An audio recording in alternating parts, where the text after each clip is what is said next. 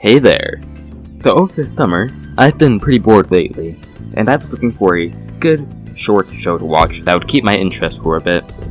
While browsing around the plethora of content available, I decided to watch Netflix's 2015 Daredevil show, on Disney Plus, ironically enough. And while this video isn't about the show specifically, I have to tell you that this show is completely phenomenal, and outright blows every other Marvel show out of the water, and is better than most MCU movies, without a doubt. All the actors portrayed their characters in such an immersive and genuine way, and the story was very, very engaging, except for Season 2, which could be its own video of its own right, but that's beside the point. Daredevil was a fantastic show, and I finished it in less than a week, and I'm desperately awaiting Daredevil Born Again, which has not been released at the time of recording. Now, after watching Daredevil, I was very bored and felt empty in life again, so I thought to myself, what show could I use to fill this empty void in my heart? And what show did I choose? Invincible. It was good. I finished it in one day. Just come out with Season 2 already. Oh yeah, I watched Punisher too, right after Invincible. It's not very good. Okay, let me rephrase. It's not good compared to Daredevil, and by a very, very large margin. When compared to Daredevil, it's a not good out of 10.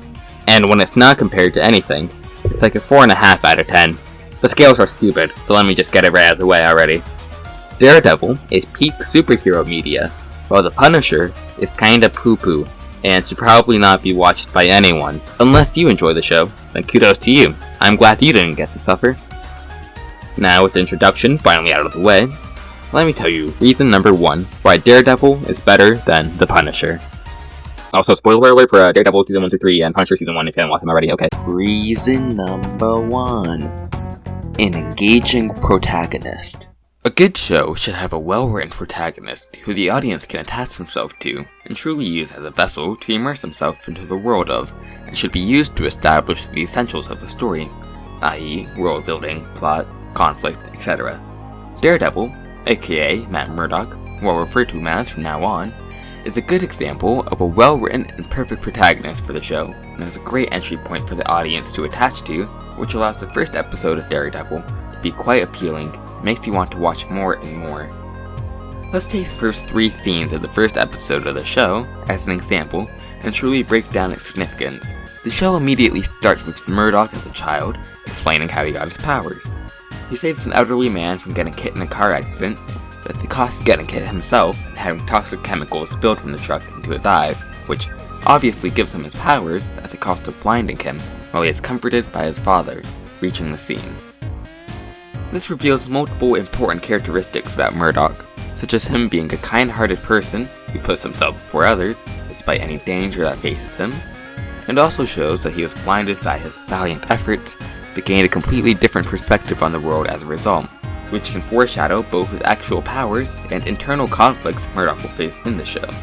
The very next scene after that is a monologue that Murdock has while in confession with his Catholic priest Father Lantham. In this scene, Murdock talks about his father being a boxer who lost more than he won, having a metaphorical devil in his bloodline, and that Murdock wants forgiveness for something ambiguous that he's about to do. This shows within the first 10 minutes of Daredevil exactly what Murdock is and its prime characteristics in his overall story. The show then executes this idea perfectly, as they change nothing important that was mentioned earlier, and really focus on Murdock's personality, morality, and inner conflict, and often uses flashbacks from different time periods to further expand the backstory we heard. Murdock is such an interesting and likable protagonist because he has a lot of depth and respectable traits that really make you want to root for him. Now, in the case of The Punisher, he's honestly pretty boring. I watched the 2004 Punisher movie before watching The Punisher show, and I thoroughly enjoyed it for what it was, and that there's clearly a good way to write Frank Castle's character, but let's make it clear that I'm not judging the show to the movie in the slightest, and I'm just saying that I do enjoy Punisher's character, and my problems have nothing to do with the actual character himself, but how the show portrays him.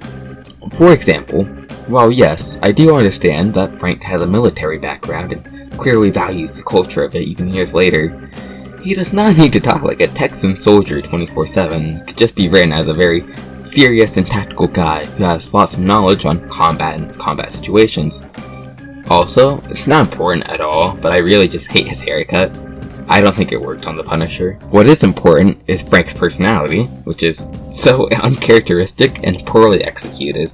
This is mainly from Frank's portrayal as a very goofy and emotional person all the time, and it's physically painful to watch.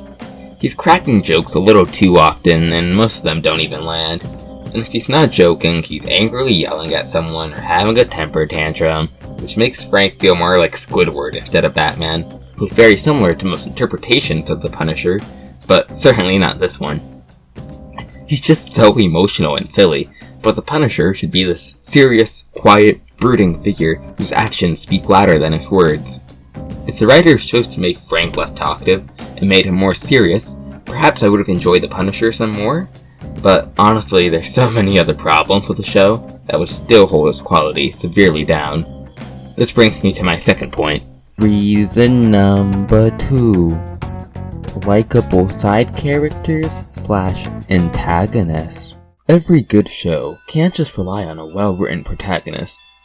The characters we meet throughout the plot should be important and memorable, and it's essential that the antagonist is the same and should be on par with the protagonist, if not better in terms of quality. Daredevil is able to achieve this perfectly, as I thoroughly enjoyed most of the characters in the show, and I thought most of them served a good purpose.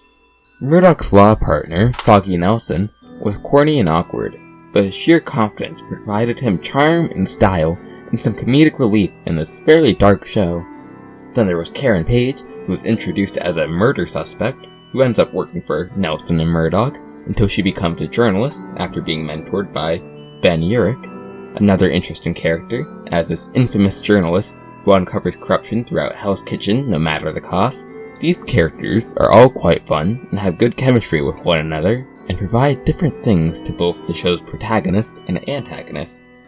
There's Stick and Elektra, who are one of the few people to both know Murdoch as Matthew Murdoch and Daredevil, and have a close personal connection with him, but have moral disagreements with him due to his optimistic and heroic style he uses as a vigilante.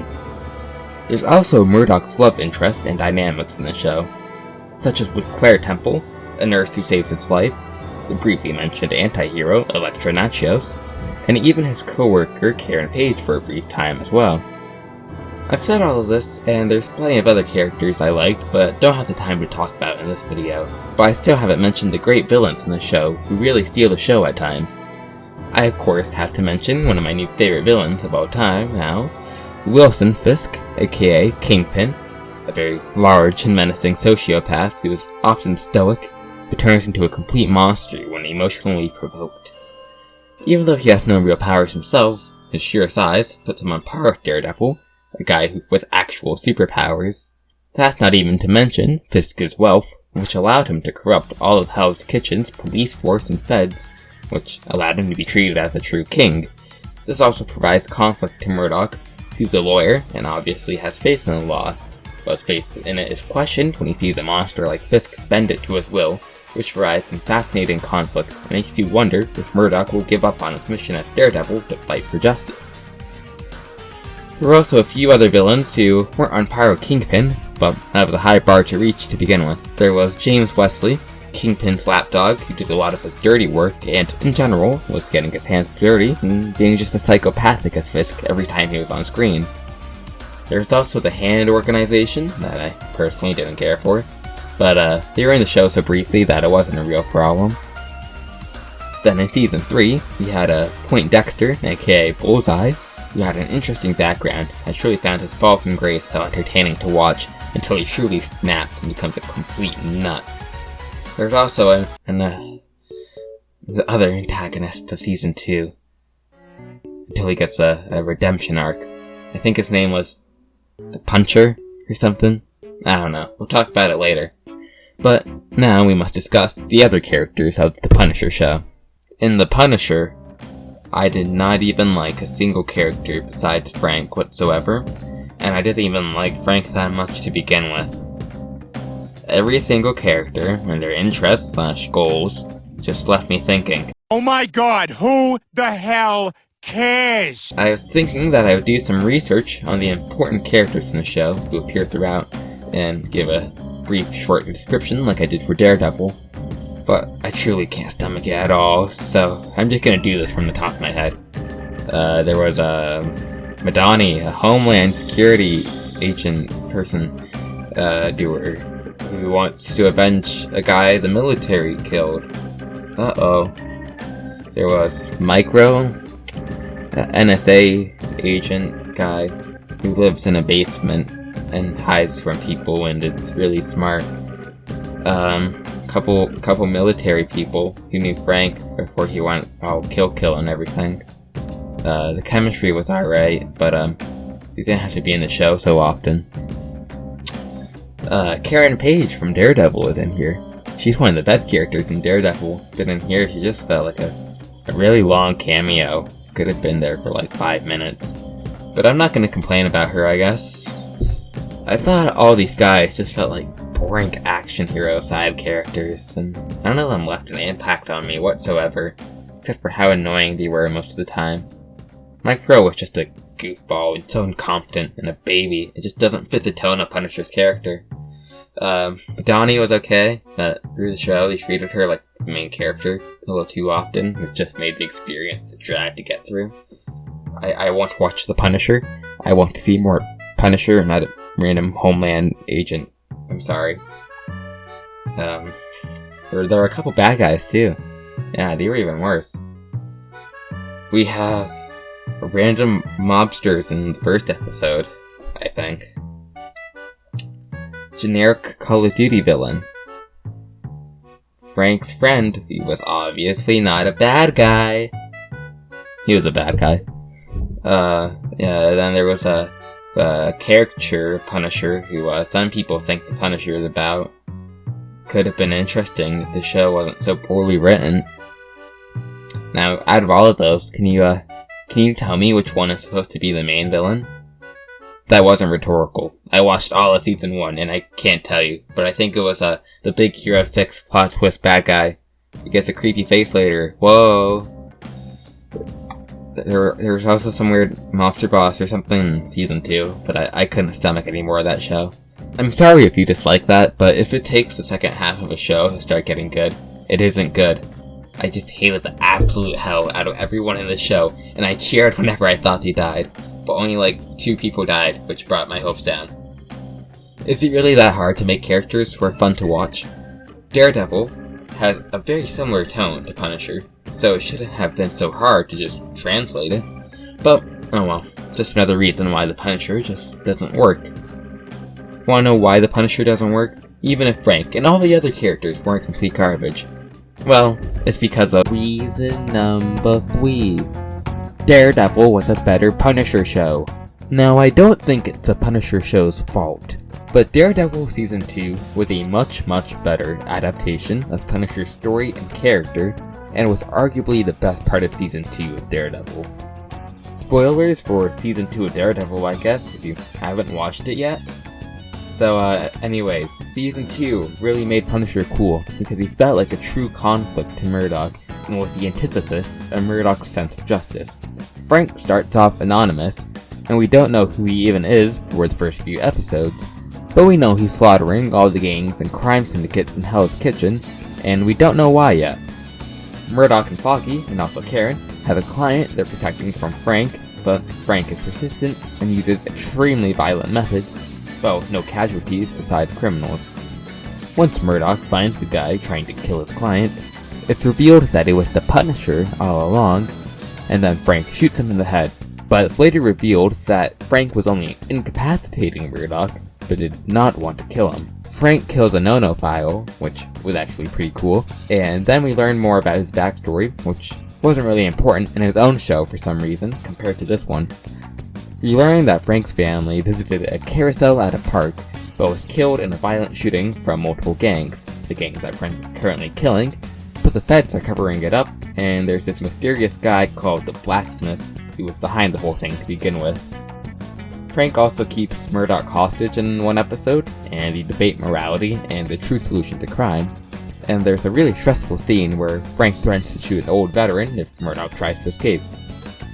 They eventually fight, and Murdoch gets the upper hand, but Punisher gets away, but then is kidnapped by the Irish, and Frank is able to take most of them out, but is severely injured, although his life is saved when Murdoch rescues him and sends the police to take care of Frank's injuries.